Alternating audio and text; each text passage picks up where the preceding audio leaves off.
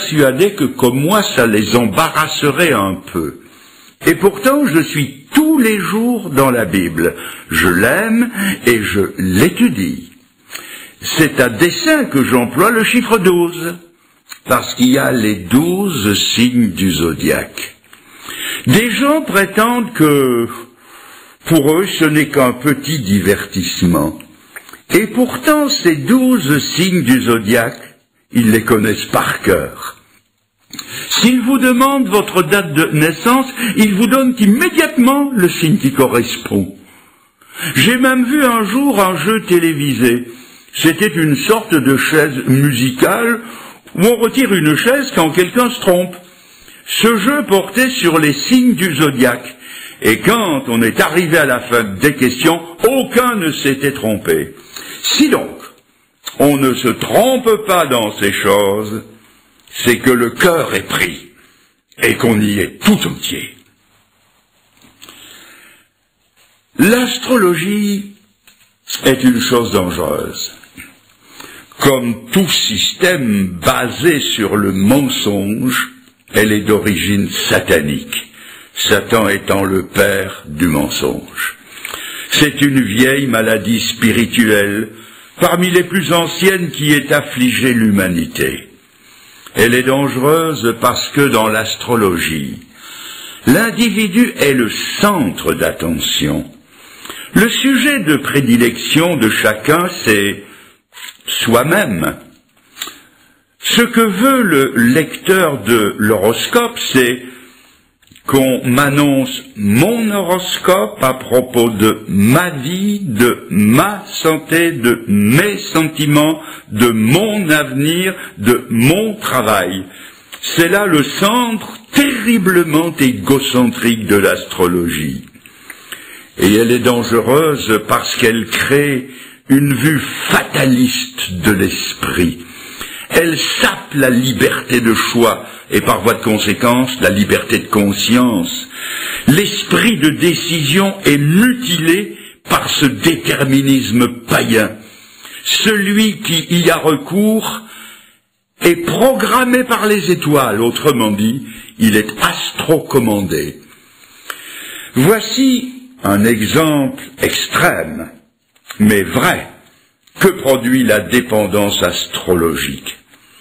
Une riche étrangère de la meilleure société est venue à Genève pour accoucher.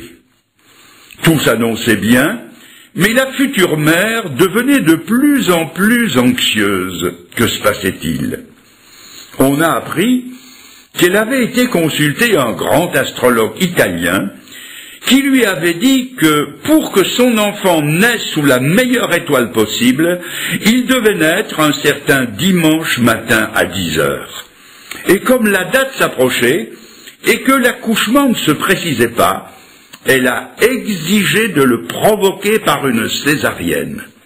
Et ce dimanche à 10 heures du matin est né un superbe garçon, sous la meilleure étoile.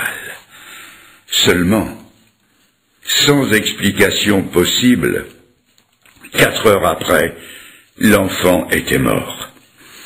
Et c'est pour qu'il naisse sous la meilleure étoile possible que sa maman l'a fait naître ce matin-là à 10 heures.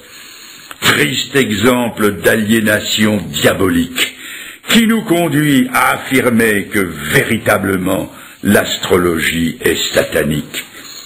Cela remonte très loin, au début de l'humanité, dans la jeunesse, quand nos premiers parents ont été tentés. Souvenez-vous de cette phrase qui leur a été suggérée. Vous serez alors comme des dieux. C'est le même langage. C'est se passer de Dieu pour avoir accès à la connaissance. Ainsi, l'homme croit être le maître de son temps et de son destin. Il régit tout. Il n'y a plus de place pour Dieu. Ceux qui flirtent avec l'astrologie ou qui sourient de ces choses ne devraient pas oublier que lire l'horoscope, c'est aller consulter l'adversaire de Dieu pour sa vie. C'est la parole de l'adversaire contre la parole de Dieu. Quelqu'un pensera que j'ai employé des mots extrêmes, diaboliques, sataniques. Mais en quoi l'astrologie aurait-elle ce caractère?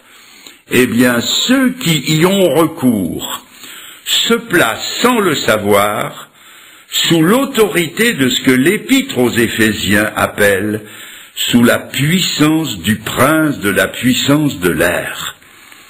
En plus, elle est une désobéissance à la parole de Dieu.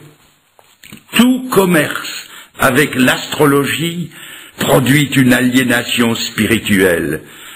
Et tant que quelqu'un n'a pas mis sa vie en ordre de ce côté-là, l'ennemi a toujours accès à sa vie, d'où ces guerres intérieures, ces troubles inexplicables, ces voix que l'on entend, ces insomnies angoissées, ces cauchemars et dérèglements psychiques. La vie et la pensée spirituelle sont constamment perturbées comme s'il y avait un poste de brouillage. Il paraît que pendant la guerre, on essayait de capter Radio Londres, mais l'ennemi brouillait les émissions. Il y a des gens sincères qui recherchent Dieu et qui voudraient dialoguer avec lui, mais ils n'y parviennent pas parce que quelqu'un d'autre ou plusieurs autres sont, comme on dit, sur la même ligne. Ils sont toujours entravés par un lien ténu, mince, occulte, plus résistant que tous leurs efforts. Ils sont comme un cheval qui a faim et qui voudrait aller manger au râtelier, mais qui est monté par un cavalier qui l'en empêche. Des centaines de personnes voudraient se convertir, mais ils ne le peuvent pas, parce qu'il y a ces liens occultes dans leur vie qui les tiennent. Nous assistons, dans ce début de 3e millénaire, à un véritable réveil d'occultisme, qui prépare la venue du plus grand des occultistes, celui que la Bible appelle l'Antichrist. Il y a 60, 70, 80 ans, peu de journaux avaient une rubrique astrologique. Aujourd'hui, plus aucun journal, plus aucune revue ne se prive de publier cette rubrique-là. Or, l'histoire nous a appris que chaque fois que l'homme s'est massivement détourné de la parole de Dieu, il est entré dans des périodes de décadence et il s'est attaché, comme le dira l'apôtre Paul, dans 1 Timothée 4, à des doctrines de démons. Madame Soleil, la grande voyante française décédée il y a peu, a dit que sa vogue était due à l'abandon de la foi chrétienne. Cette vogue d'occultisme est le signe que les hommes sont de plus en plus comme des brebis sans berger, et ils s'attachent, comme le dit l'apôtre Paul, à des fables. L'angoisse des gens est telle aujourd'hui que suite à une offre astrologique gratuite par une station de radio périphérique, elle a reçu 20 000 appels pour une seule émission. Voici quelques années, un grand quotidien américain qui, pour des raisons que je ne connais pas, n'a pas pu faire paraître sa rubrique astrologique pendant plusieurs jours, a été submergé de dizaines de milliers de lettres de gens complètement désemparés parce qu'ils ne savaient plus comment diriger leur vie. La parole de Dieu est sans équivoque à ce propos. Je vais vous relire une partie de ce que Dieu dit à ce sujet. Quiconque fait ces choses, c'est-à-dire évoque les esprits, dit la Bonaventure, interroge les morts, les devins, les astrologues, les augures, quiconque fait ces choses est en abomination à l'Éternel.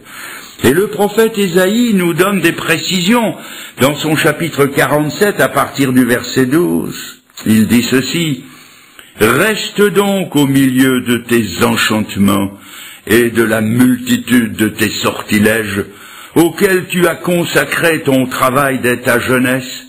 Peut-être pourras-tu en tirer profit, Qu'ils se lèvent donc et qu'ils te sauvent, ceux qui connaissent le ciel, qui observent les astres, qui annoncent d'après les nouvelles lunes ce qui doit arriver. Voici, ils sont comme de la paille, le feu les consume, ils ne sauveront pas leur vie des flammes. Tel sera le sort de ceux que tu te fatigues à consulter. Il n'y aura personne qui vienne à ton secours.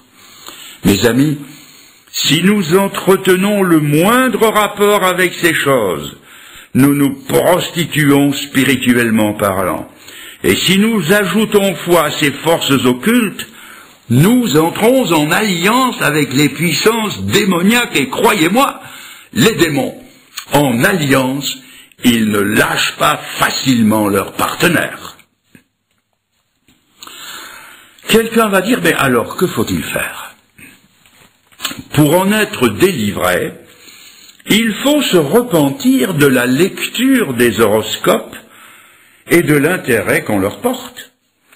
Il faut s'en repentir comme on se repentirait de tout autre péché, comme on se repentirait d'un esprit de mensonge et de fabulation, comme on se repentirait de vol ou de blasphème, de langage déplacé, de convoitise, d'immoralité, ou de tout ce qui est contraire à la volonté de Dieu. Il faut s'en repentir. Il faut l'appeler par son nom et renoncer personnellement et ouvertement à tous ces liens d'occultisme. Il faut aussi se séparer de tout ustensile qui s'y rapporte. Livres de magie, pendules, bagues magnétiques, formules, bijoux occultes, de tous les liens visibles qui sont le support de l'occultisme. Et comme l'a dit un spécialiste, il faudra parfois même confesser un lien d'hérédité et se séparer des pratiques qui se font dans la famille.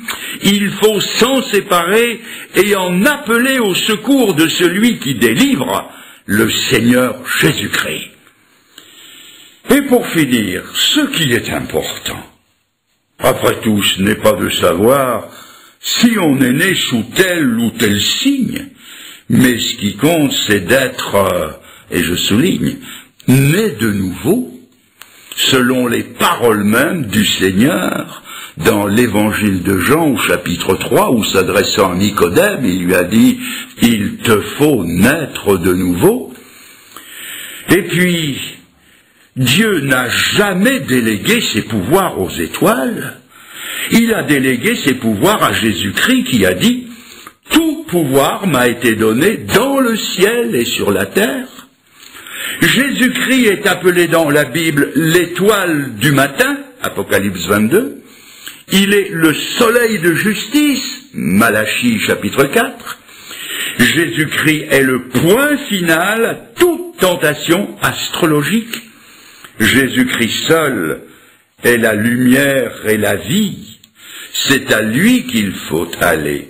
C'est à la Bible qu'il vous faut venir. Nous ne nous fourvoierons jamais tant que nous serrerons la parole de Dieu dans notre cœur.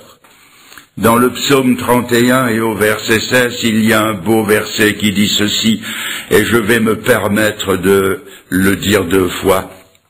Mes destinées sont dans ta main. Mes destinées sont dans ta main, et pas ailleurs, et en tout cas pas dans les étoiles. J'aimerais maintenant, juste avant de finir, vous dire ceci. Jamais, vous entendez? Jamais. Jamais les étoiles de l'horoscope ne vous raconteront la plus belle histoire du monde qui est révélée dans les évangiles. Jamais les étoiles ne vous parleront de l'étoile de Noël. Jamais les étoiles ne vous parleront de vos péchés, ni du besoin de vous repentir. Jamais elles ne vous parleront de la grâce de Dieu pour le pécheur. Jamais les étoiles ne vous diront comment vous pouvez être sauvés. Jamais elles ne vous dévoileront quoi que ce soit sur l'au-delà. Jamais les étoiles ne vous diront